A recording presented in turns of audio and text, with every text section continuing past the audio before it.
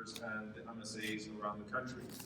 And, you know, for me, I remember hosting Dr. Jamal Badawi and Dr. Ahmed Safa, rahimahullah, and Imam Siraj and others, and bringing them to my MSA. It was a thing that people would come and speak at the MSA. So this has been sort of my 2019 is defined by being at MSAs. Tomorrow I'll be at Rutgers MSA, inshallah ta'ala. And you can tell when you walk into a room that an MSA has organized what type of chemistry exists there. Usually there's no video. Usually I arrive, I don't want to say usually, sometimes I arrive at the same time as the organizers, which is never a good sign. And people just kind of put it all together as they go along. And you can tell when there is genuine love and depth and substance to a group. And I think that is definitely the case for this group. So may Allah bless you all. And may Allah forgive you. May Allah forgive you for your shortcomings and for my queen. That's the only thing I can hold against you. Everything else. My ride was on time to the airport. That never happens with MSAs. My rides are always running late when I arrive. But mashallah, my ride was here at the airport. Mashallah. Brother Wissam and Brother Malik were both there. Wasim, did I say? So that's one for one. Yaqeen. I was trying to just mix it up a little bit, but Wasim and Malik were both there on time, and you guys have just been extremely organized. So I can't say enough about that, and I pray that Allah accepts all of your work. Now, that being said, how do you establish yaqeen in an age of doubt? Yaqeen is certainty. Yaqeen is conviction. And something very interesting about yaqeen, when we talk about yaqeen as a concept in Islam, we usually talk about it in the spiritual realm, but not necessarily the effect that it has on everything that we do. What? But Ibn Abbas, the cousin of the Prophet ﷺ, said that the foremost quality required for a person in leadership is actually yaqeen, is certainty.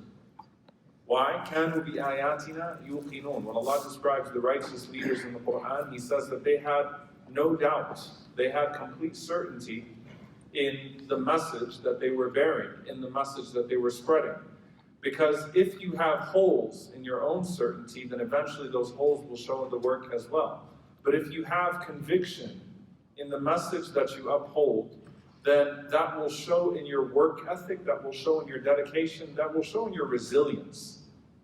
Because as the challenges rise, the only thing that will happen is that your faith will rise to meet those challenges. As the environments around you become more hostile, you will rise up to become more of a counter to that hostility. Everything that happens outside of you will force you to rise. And that certainty is necessary not just for your belief in Allah and for the belief that in the message that He sent to the Messenger, sallallahu alaihi wasallam, but belief in yourself, in the capacity that you have, in the potential that you have, in the qualities that Allah has put in you to do great things. That's actually part of yaqeen. The greatest way that you honor the attributes of Allah subhanahu wa ta'ala is to manifest the human capacity of those attributes when there's room for that. What do I mean? Man la yarham, la yurham. Whoever does not show mercy will not have mercy shown to them. Anfiq wanfiq alayk. O son of Adam, spend and I will spend on you. You're going to hear that a million times in Ramadan. Spend and I will spend on you. Allah is generous. Inna Allah jamilun yuhibbul jamal. Allah is beautiful and Allah loves beauty. Right? So Allah loves to see His own attributes, and there are attributes that belong exclusively to Allah, of which there is no human channeling of that attribute, and there are attributes that belong exclusively to Allah and that no human being can manifest them in their nature, but we can reflect them in our capacity. So when it comes to generosity and mercy and justice and these lofty ideals that we have as people, then all of them are found somehow captured within the attributes of Allah subhanahu wa ta'ala, and Allah loves to see you embodying those things. And yes, my Ramadan series this year, if you didn't hear by the way, is actually Allah loves. So I recorded 20 episodes, I'm doing 10 inshallah in a few days, but all of the things that Allah loves. And largely, by and large, it is that Allah loves to see the human reflection of his attributes when there is an avenue for that. And yaqeen, certainty, conviction, breeds confidence. You can tell two things about a person. You can tell when they've put a lot of work into themselves, a lot of work into their passion, right? It shows in the detail, right? So you can tell that someone has worked on their craft when they do the little things that show superiority in their craft. And that's called itqan. The Prophet ﷺ said that Allah loves that when you do something and you tqina, that you perfect it, that you show a superior work ethic. And you can tell when someone has a superior motivation and belief in that which motivates them in their resilience. Confidence is contagious, right? It shows. And ultimately, those that wish to strike at the heart of your religion, at the heart of your identity, and wish to see you erased from this society, what annoys them most is not just your existence. They're very comfortable with your existence, so long as your existence is an accepted, subdued, secondary inferiority complex that you have decided to internalize and display. They love your presence when you're vulnerable. You give these people purpose to live. You know, when you're a vulnerable, second-class, scared citizen, you give them their purpose because they're bigots. They love to see that they are succeeding in terrorizing and intimidating and causing fear. What bothers them most is when you exist with confidence. When you exist unapologetically, and by the way, I want to clarify here, unapologetically does not just mean, being an unapologetic American Muslim does not just mean you're American with a capital A and you're Muslim with a lowercase m, and you only manifest a cultural identity of your Islam. No, unapologetic in being an American and unapologetic in being a Muslim and being fully American and being fully Muslim and not seeing any contradiction between the two and not letting anyone deny you a dignified existence with your full self-asserted identity. Nobody gets to stand in the way of that. They don't get to tell you how to be Muslim. They don't get to tell you how to look Muslim, and they are annoyed by your confidence. You know what I look back at? I look back at the Battle of Uhud, where the Prophet ﷺ is in blood and almost killed, has just suffered a demoralizing defeat. And the companions still find it in themselves to shout back at their oppressors. Allahu Mawlana wa la Mawla lakum. We're not worried because God is our protector and you have no protector. Qad abqa Allahu ma yukhzik. Allah has sustained that which disgraces you. Allah has allowed to persist that which disgraces you. You are so bothered by it. Because though you may have killed some of us, though we may be bleeding, we're not defeated. We have not lost.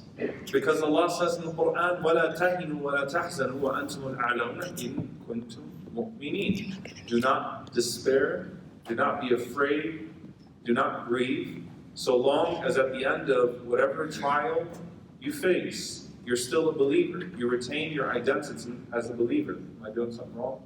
You want to put your queen back on? It's distracting.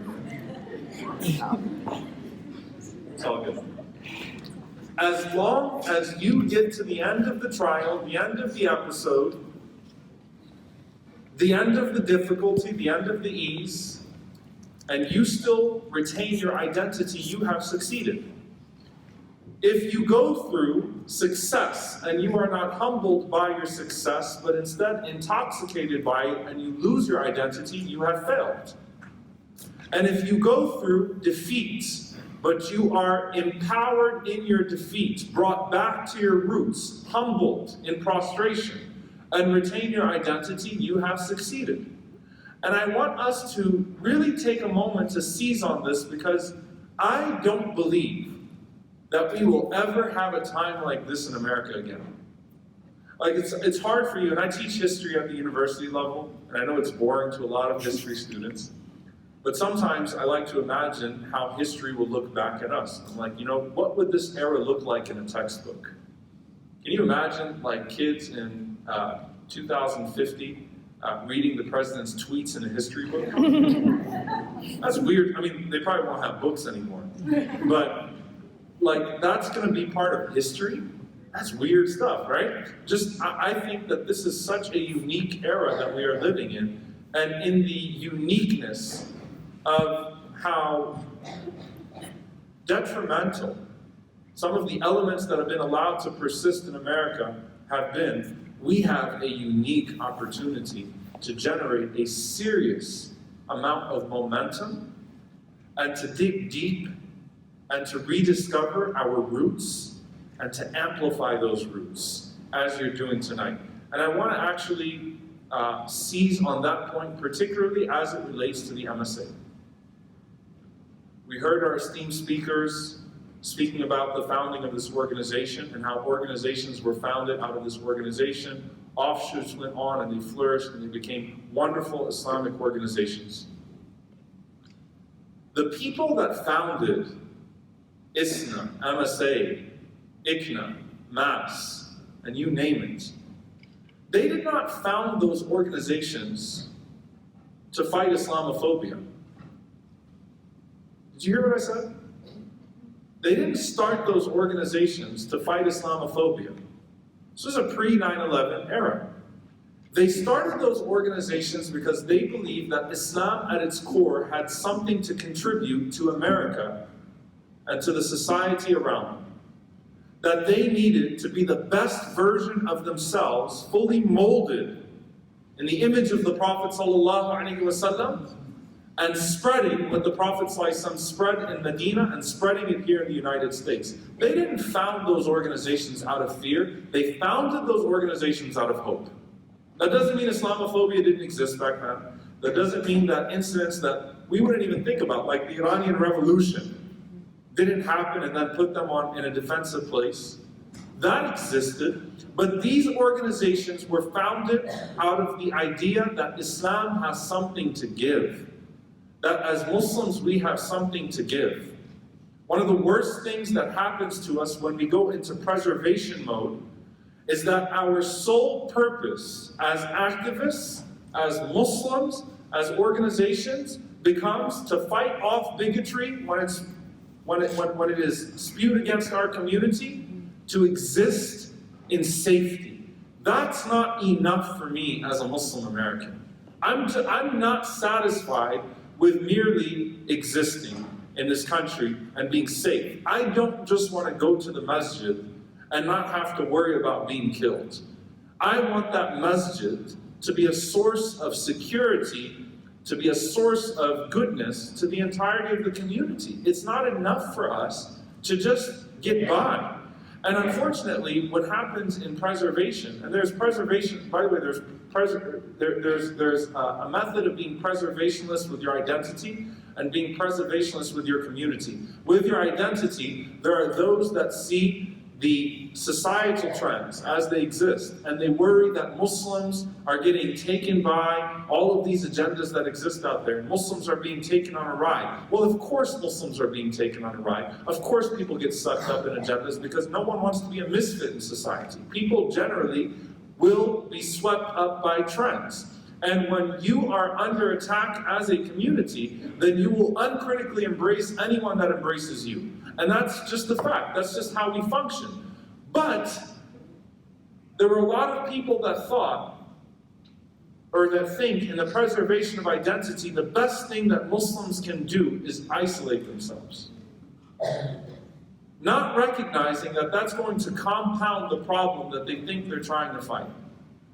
The best thing we can do is insist upon all of the baggage that came before. I don't care if it's Islamic or cultural, if it's right or wrong, because anything taken away from it is a sign that we're losing our identity. So let's just keep our identity, let's hold ourselves up in some community, let's build our masajid away from public sight, let's do what we can to not get exposed.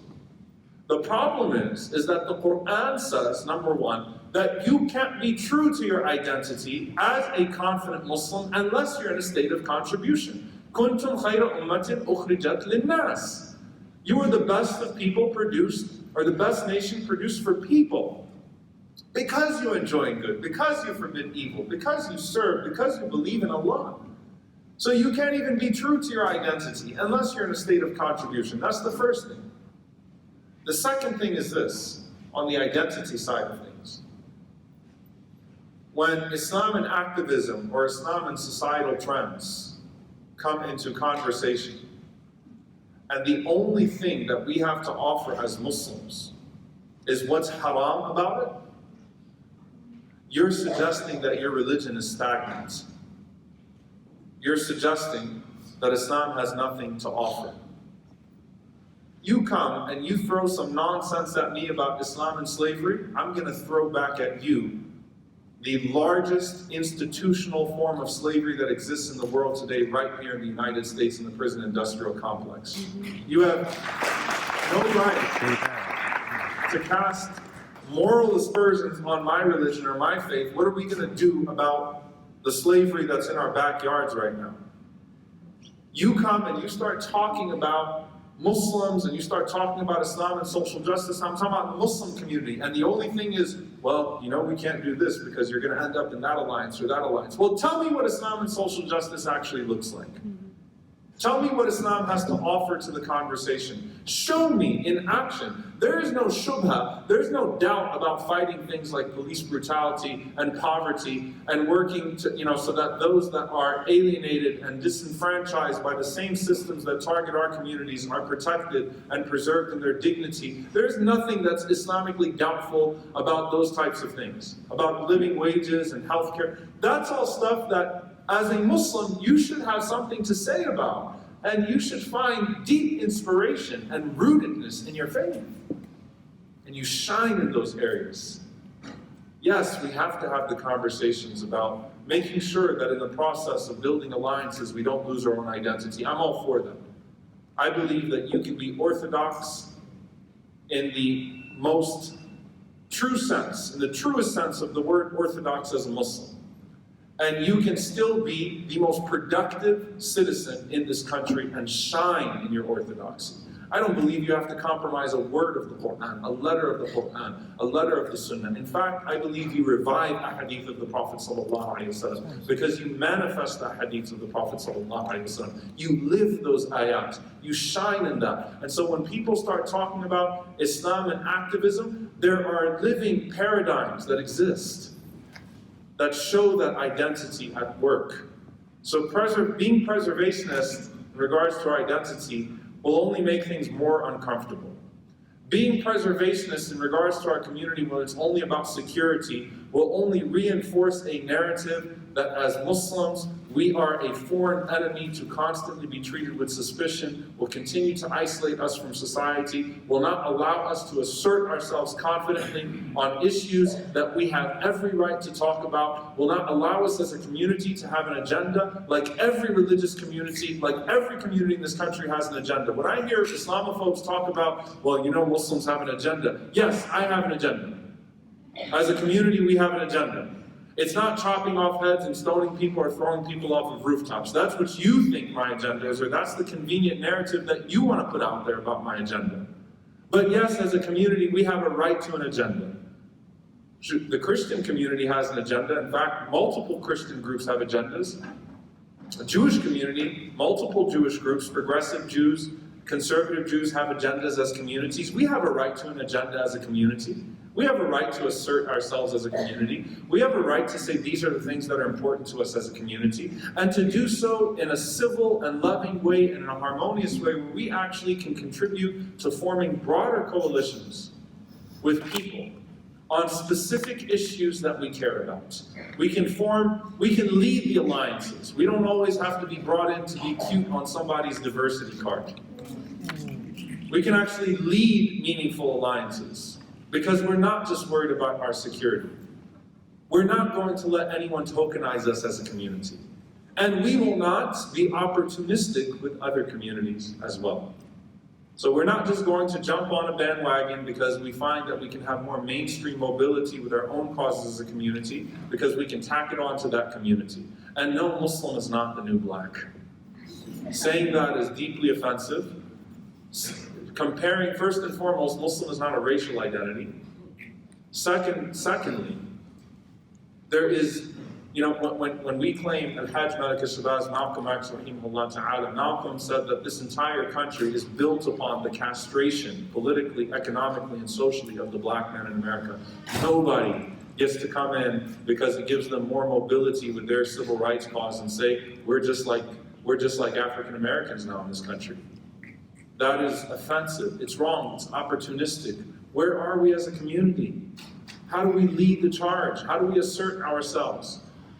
I was reading in a book on happiness that if you have to look in a mirror and say, I am happy, that means you're not happy.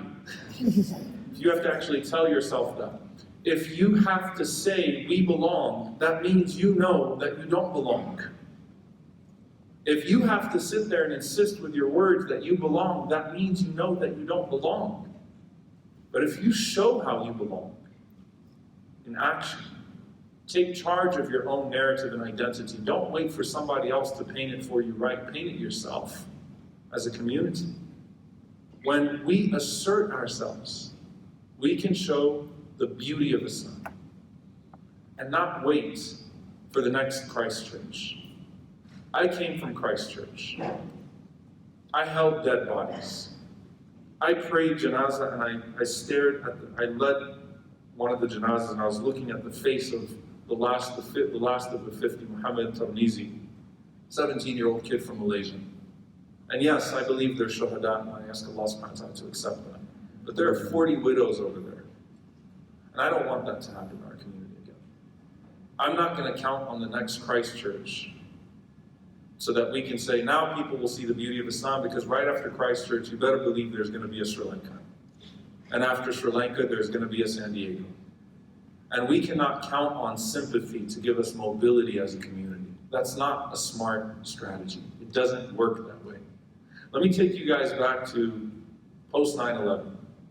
When 9/11 happens, and the Islamophobia industry, as we know it today, was really just in formation, formed all of these think tanks. People ask me, why did you form a think tank, an Islamic think tank? I said, because over 85% of Islamophobic money goes towards the think tank world, and as Muslims, we spend about 0.0001% on the think tank world. There is a reason why they spend all of their money on the think tank world, because they recognize that if you generate a bad narrative, then you can get bad policy in there, and then you can mire the Muslim community in perpetual disaster. All they do is spend money on bloody children and building more masajid. So I recognized, and those of us that founded Yaqeen as an institute, a non-profit think tank, research institute, which many Muslims go, I still don't get what a think tank is. That's one of the few Wikipedia entries that might be right.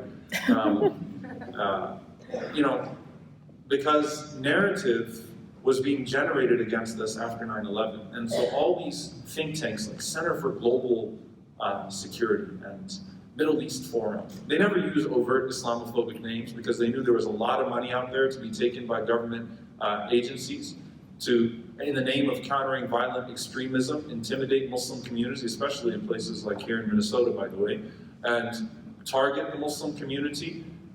It was a $1 billion industry.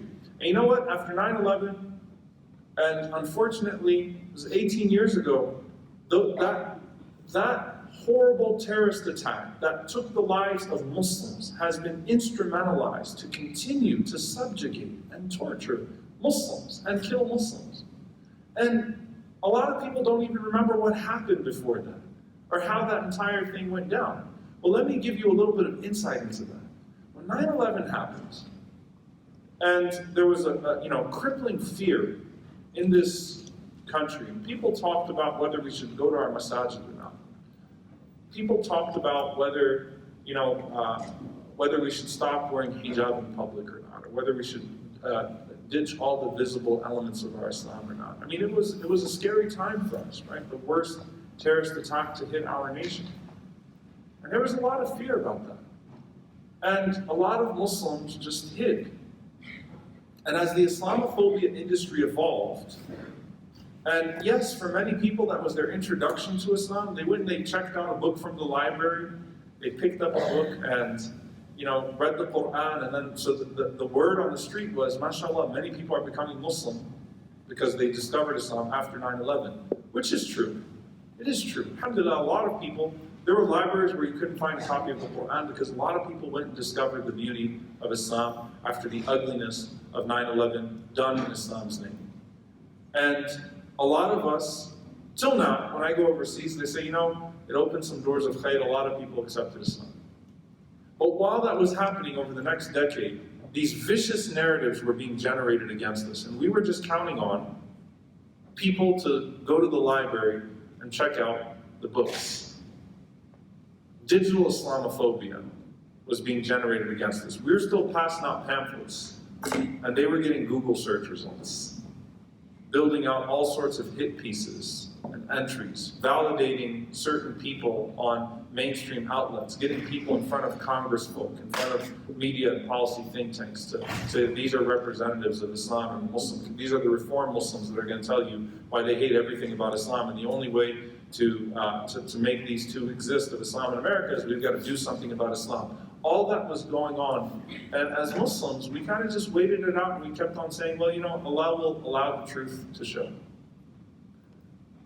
And then San Bernardino happens, for example, right? And all these different attacks start to happen, and we continuously find ourselves on our heels. And I remember when Muhammad Ali passed away, rahmatullah alayhi, I went to his funeral. Had a chance to pray in the front row of his janazah. And it was a very special moment for me. And I remember when his funeral, 2016, when it was playing all over the news stations, the media, and Fox News had no choice but to broadcast the Quran being recited uninterrupted because it was Muhammad Ali's funeral, right? And you saw the dignitaries and the words of tribute pour out, and this man who truly did so much, not just for Muslims, but for everybody. I mean, shine in his Islam in the most beautiful of ways. The most famous American in the 20th century was a guy named Muhammad. Just think about that. That's just crazy, right? Shined as a symbol. And many Muslims thought that this is going to derail Donald Trump's campaign, and America is going to come to its senses now. I mean, by the way, Ted Cruz was running for president. You guys might not know, but when Ted Cruz dropped out, I did sajda shukr. I prostrated on his back. Because, the current president's an idiot. He was just straight up just evil, and he's a dominionist, and I thought to myself, what that guy would do would really set us back even more than what Trump could do, right? Even Ted Cruz had to tweet something in tribute to Muhammad Ali. Everybody was tweeting something in tribute to Muhammad Ali, and a lot of Muslims thought, here we go. This is going to remind the country. We counted on it for mobility. And you know what happened 2 days later? Pulse in Orlando. Right? A guy goes into an LGBT club. His name is Omar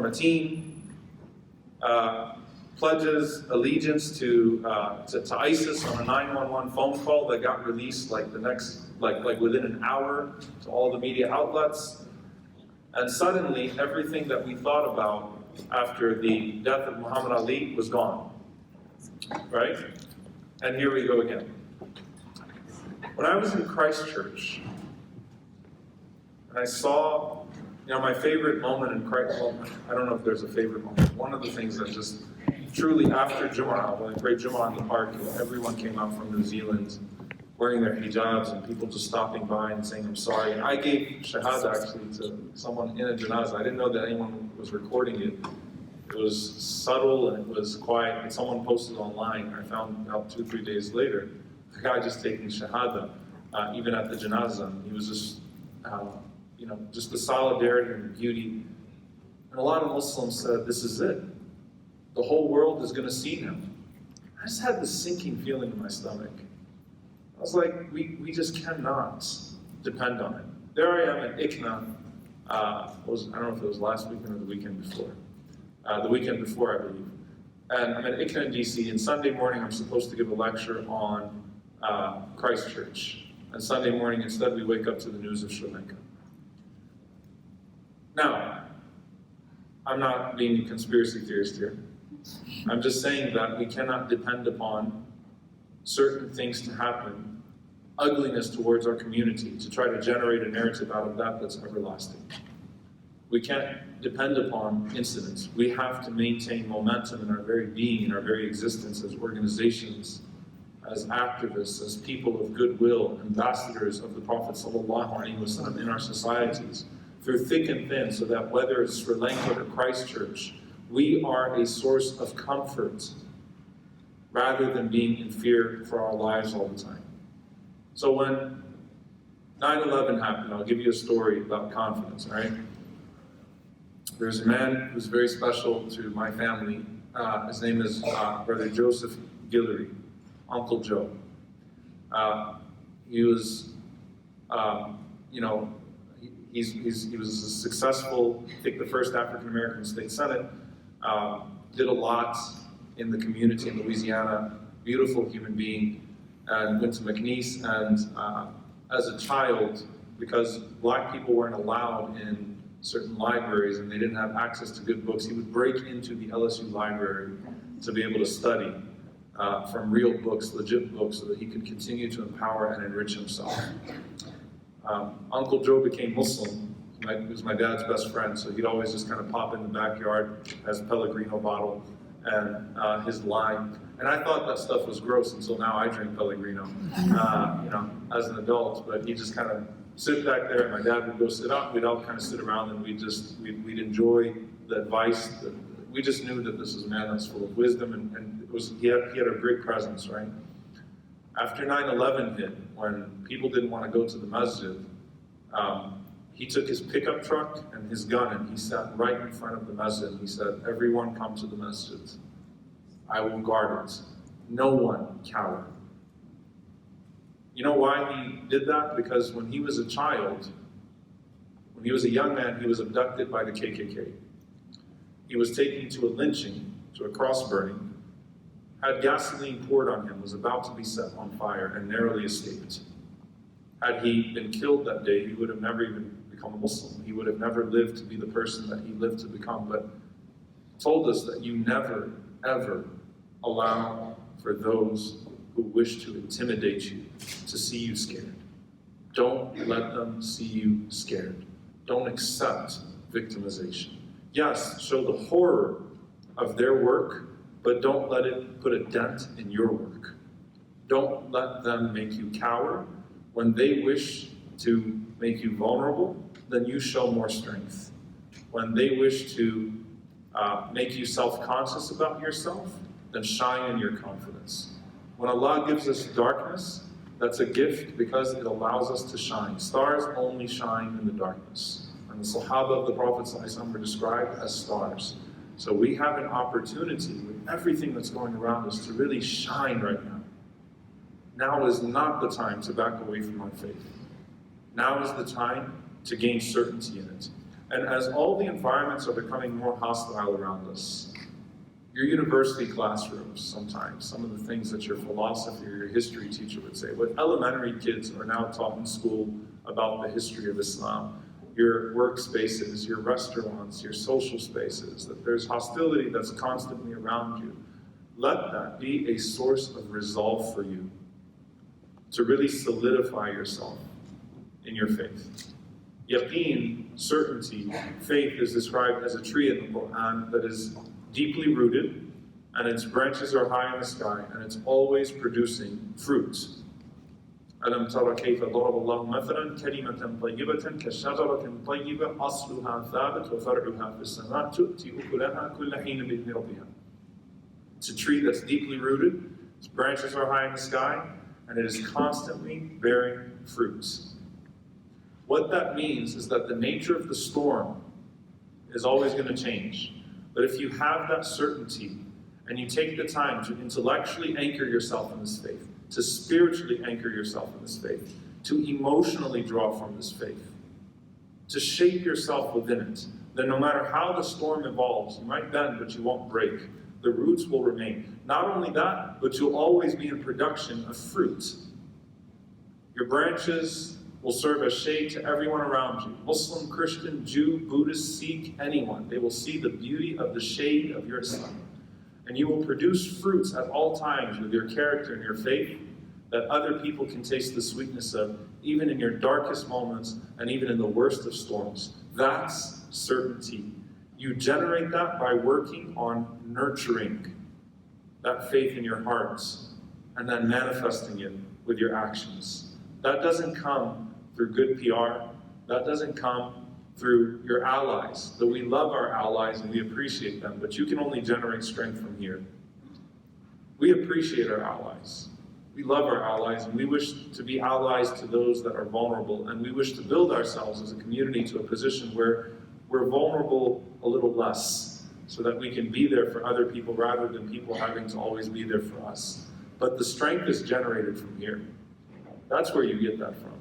That's where our shining stars in our tradition, whether they were Abu Bakr and Omar and Uthman and Ali and Khadija and Aisha and Fatima, or whether they were Malcolm and Ali and Imam Jamil Amin, they generated it from here. It came from here. And so we have to also try to generate it from there, inshallah. I pray that Allah puts that faith strong in all of our hearts, roots it in our hearts, puts certainty in our hearts, puts prophetic character in our actions, and lets us shine in these dark moments in a way that doesn't just benefit our community to pull us up out from the darkness, but allows us to pull other people up as well. I pray that Allah rectifies us and rectifies through us, guides us and guides through us, empowers us and empowers through us, allows us to be a source of comfort for humanity, allows us to serve Him by serving His creation, and allows us to never turn back on our heels from the beautiful message that He gave to us that gives us our very purpose for existence. Allahumma ameen. Jazakumullahu khairan. Assalamu alaikum wa rahmatullahi wa barakatuh.